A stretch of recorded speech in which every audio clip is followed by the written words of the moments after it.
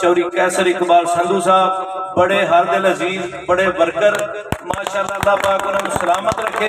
मैं उन्होंने दावत देना कि वो आके अपने ख्यालों का इज़हार करें।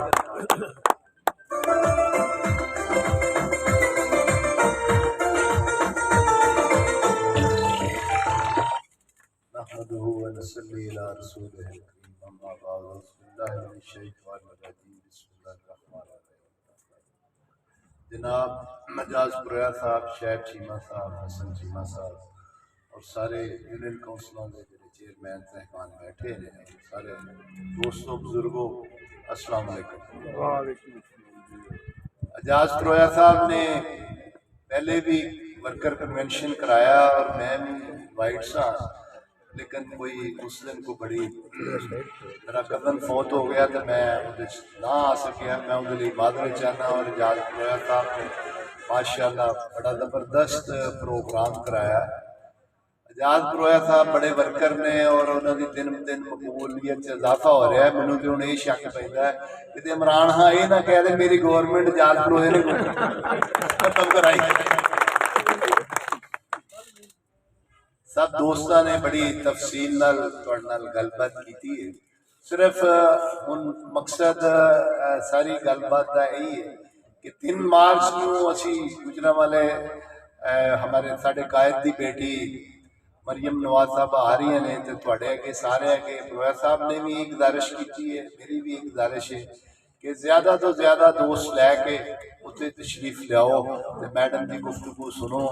और इंशाअल्लाह अल्लाह मुल्क लिए और मुस्लिम लीग लिए सारे दोस्त दुआ भी करो कि अल्लाह ताला मुल्क के इस वेले काफ़ी मुश्किल टाइम आया है और वैसे तो पूरी दुनिया च महंगाई है और बेशक ये तोहफा सानू इमरान खान की वजह तो ही मिले है।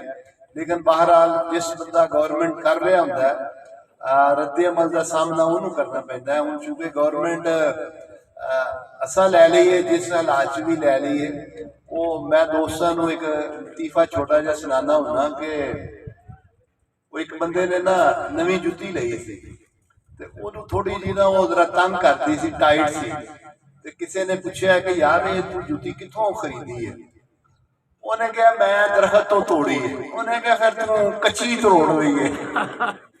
ते वो सानू भी शायद ऐसा हालात गवर्नमेंट नहीं सी लैनी चाहिए, लेकिन सारी पार्टी कहती है कि अगर असं गवर्नमेंट ना लेंदे तो शायद मुल्क नूं बचाना, मुल्क नूं बचाने वास्ते, रियासत नूं बचाने वास्ते ते सारा कुछ करना पिया और बड़े मुश्किल फैसले हो रहे हैं। सानू पता है यकीनन जिस तरह महंगाई हो रही है, गरीब आदमी सारी अपर क्लासेस, मिडल क्लासेस और लोअर क्लासेस बेचारे तो पहले ही पिछे हुए हैं।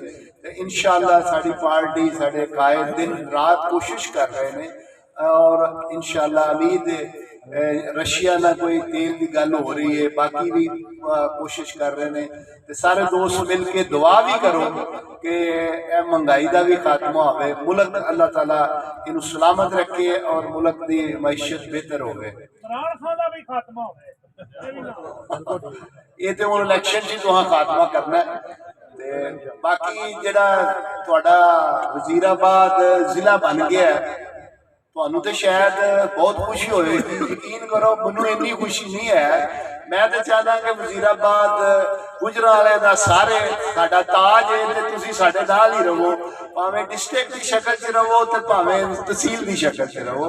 मैनू बहरहाल वजीराबाद का गुजरात ना जाना मेरे लिए बहुत तकलीफ देव है, क्योंकि तुहाडी देखो सारा जिला जिहड़ा गुजराल है उहदे च जितने कोई पढ़े लिखे लायक ब्यूरोक्रेट्स, जुल्फकार चीमा जैसे लोग, शायद अशरफ तारड़ जैसे लोग, जस्टिस इफ्तिखार जैसे लोग, वो तुहाडी सर जमीन की पैदा हुए हैं। बाकी गुजरात सारिया तहसीलें देखो कोई ऐसा बंदा नहीं। बहरहाल मेरी सब दोस्तों अगे गुजारिश है कि 3 तारीख के प्रोग्राम सारे दोस्त शरीफ लियाओ, इंशाअल्लाह उत्थे मुलाकात होएगी। पुरैया साहब का दूसरे सारे दोस्तों का बहुत बहुत मेहरबानी कि तुसां थोड़े जे नोटिस से इन्हें दोस्तों को इकट्ठे किया है। तुहाडा पहला जो कन्वेंशन होया सी ओहदी भी धुमां दूर दूर तक पै गई है पुरैया साहब ते इंशाअल्लाह उम्मीद है कि हुण भी तुहाडा काफिला गुजरात सब तो वड्डा होएगा। बहुत मेहरबानी।